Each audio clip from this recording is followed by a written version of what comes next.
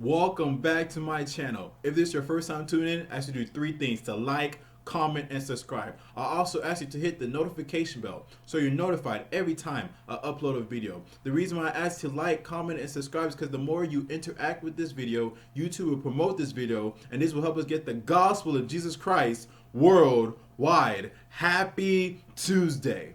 I have a couple of questions to ask you. My first question is, how many of us have tied the hands of Jesus because of our unbelief?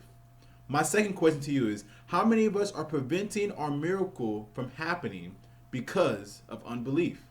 My third question to you is, how many of us are limiting Jesus because of unbelief? Let me submit to you, don't limit Jesus. Just because Jesus played a different role in your life in a different season does not mean that's the only role he knows how to play. Do not confine Jesus to a box because you have experienced him in a certain role. Do not deny yourself of a healing because you only know Jesus as a provider. Do not deny yourself of deliverance because you only know Jesus as a comforter. Do not deny yourself of a breakthrough because you only know Jesus as a protector. Do not limit Jesus. In Matthew chapter 28, verse 18, before Jesus ascended to heaven, he said this: I have been given all authority in heaven and on earth. So Jesus has been given the authority to heal. He has been given the authority to protect. He has been given the authority to empower. He has been given the authority to restore. He has been given the authority to resurrect. He has been given the authority to provide. He has been given the authority to deliver. So do not limit Jesus because he has not played that part in your life just yet. Just because we have not experienced the full authority of Jesus does not give us an excuse to limit Jesus. Jesus has all power. Jesus has all authority in the whole universe. Revelation chapter 1 verse 17 to 18 says, when I saw him, this is John speaking, John the disciple speaking, when I saw Jesus, I fell at his feet if I was dead.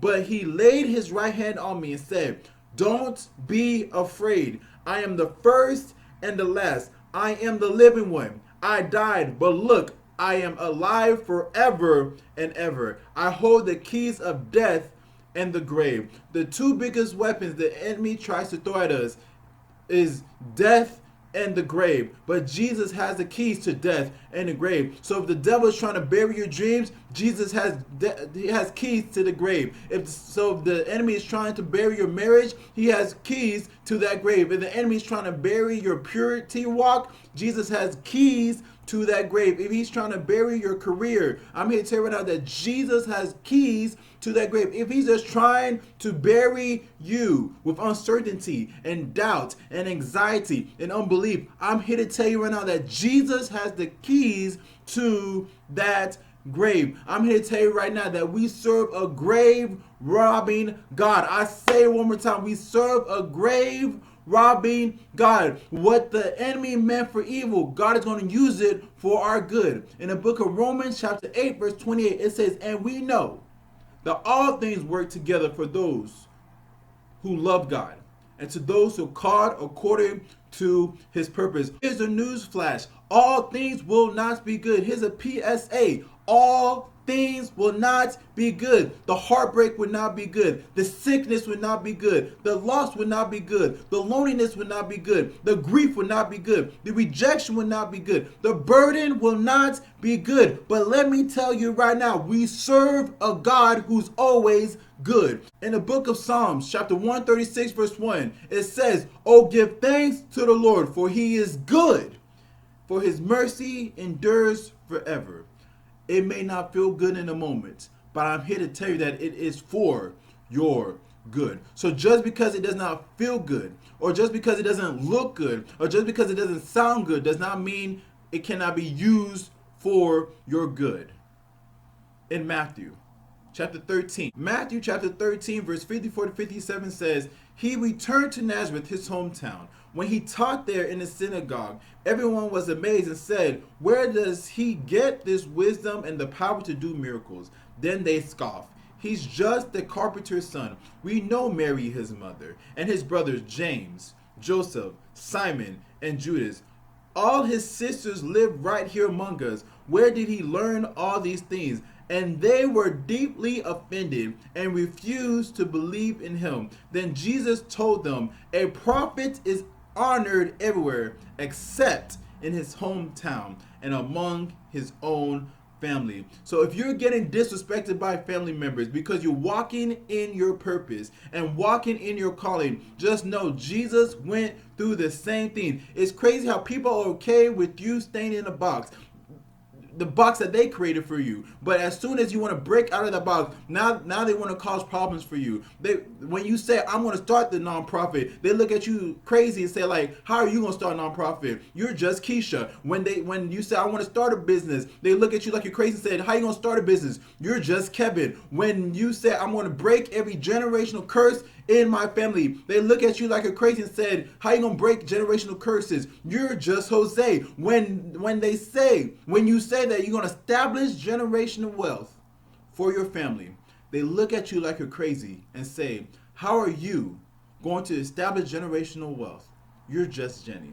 But I'm here to tell you right now, do not let the limitations of Jesus rub off on you. I say that one more time. Do not let their limitations of Jesus rub off on you. If God said you're going to start the nonprofit, if God said you're going to start the business, if God said you're going to break every generational curse, if God said you're going to establish generational wealth for your family, you can take it to the bank, because God is not a man that he should lie. If he said it, then that settles it. Jeremiah chapter 1 verse 12 says that God watches over his word to perform it. So do not let their limitations of Jesus rub off on you. Usually people want to discourage you and discredit you because they never stepped out on faith. Do not let their bitterness, the bitterness that they have towards themselves, do not let that affect your walk of faith. Stop listening to people who have not been where you want to go. I said that one more time. I've set some people free right now. Do not listen to people who have not been where you want to go. Don't get me wrong. People can have their theories, people can have their thoughts, people can have their opinions. However, a person's experience is never subject to someone's opinion. I'll say that one more time. A person's experience is never subjected to someone's opinion. Stop waiting on the approval of men when God has anointed you for such a time as this. But some of us may be in a place where we have not fully experienced and encountered Jesus. Please do not let your limited experience with Jesus determine your expectation of Jesus. The people from his hometown refused to believe in him because they only knew him as the carpenter's son. The people in his hometown discredited Jesus. They said, we know him. We know his family. We know everything he has done. We know that he can make some good tables and good chairs, but I don't think he can redeem the world from sin. I don't think he can restore my life. I don't think he can heal me. How many of us have done this to Jesus? We know he can protect, but can he provide? We know he can create the whole universe, but can he heal my body? We know he can raise the dead, but can he restore my life? Please do not let your limited encounter with Jesus frame your expectations for Jesus. Because of their limited expectations, look what happened in verse 58 in Matthew chapter 13. It says, and so he did only a few miracles there because of their unbelief. They believed he was a great carpenter, but they did not believe he could restore their souls. They confused his profession with his purpose. I said it one more time. They confused his profession with his purpose. Let me talk to you right now. Do not confuse your profession with your purpose. God has been telling you to step out on faith for many years, but you confuse your profession with your purpose. I'm here to tell you right now, it's time for you to step out on faith, take off the limits off of Jesus, and step into the purpose and calling God has created you for. They missed out on one of the greatest moves of God in Nazareth because they were too familiar with Jesus in a negative way. They treated Jesus like a common man. They did not treat him like the consecrated man he was. So don't get so familiar with Jesus that you no longer revere him as the Lord of your life. Don't get so familiar with Jesus that you confine him to a formula. So don't get so familiar to Jesus that you start dictating to Jesus how and when he should bless you. If you want to limit Jesus, start being familiar with him and treat him as common. I don't know about you, but I want Jesus to perform every miracle in my life that he already planned. But the only way we can see this happen if we take the limits off of Jesus, position him properly in our lives, and see God move. It is time for us to make Jesus first again. Not our ideas or opinions about Jesus. It's time to make Jesus himself first again. We need to get away from worshiping our thoughts about Jesus, and we need to start worshiping Jesus himself. And we don't worship Jesus for what he can do. We worship Jesus for what he has done and for who he is. So stop limiting Jesus. Someone once said, don't limit God. Expect the unexpected with God. Unexpected sources. Opportunities when least expected. Expect God to do the unexpected. I want to leave you with this verse. Ephesians chapter 3 verse 20 says, never doubt God's mighty power to work in you and accomplish all this.